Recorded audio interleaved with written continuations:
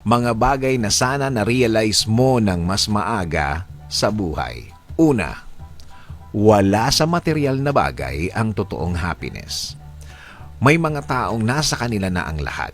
Nakilala natin na kung magsalita, parang ang dami pang kulang sa buhay na hindi enough ang mga nasa kamay nila.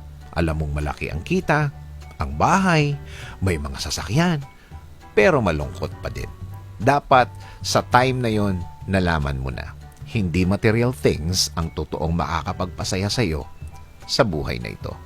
Pangalawa, make everybody happy. Yun, talagang hindi posible yun. The more na gusto o ginagawa mo, the more lang na may sumasama ang loob sa iyo.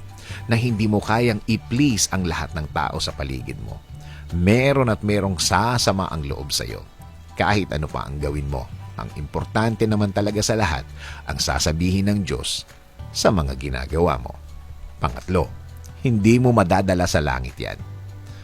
Siguro naman narinig mo na ang linyang ito.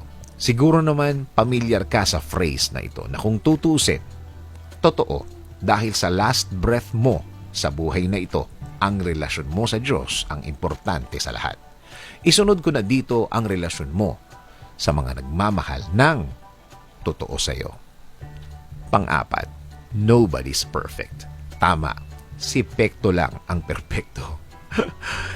Hindi mo dapat maging goal, maging perpekto dahil walang ganon.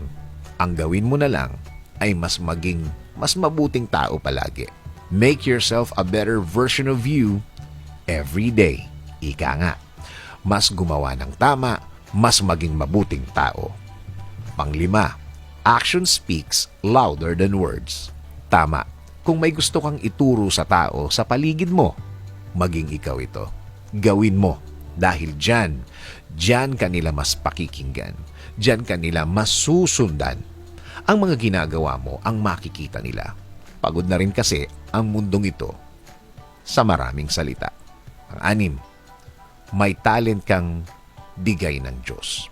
Ang talent mo ay andyan, binigay na ng Diyos. Hindi naman siya siguro nagkamali sa pagbibigay niyan sa iyo. Dahil hindi naman nagkakamali ang Diyos.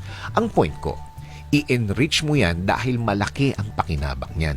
Dahil bahagi yan ng plano niya na pagandahin ang buhay mo. Walang mag-aalaga niyan kundi ikaw.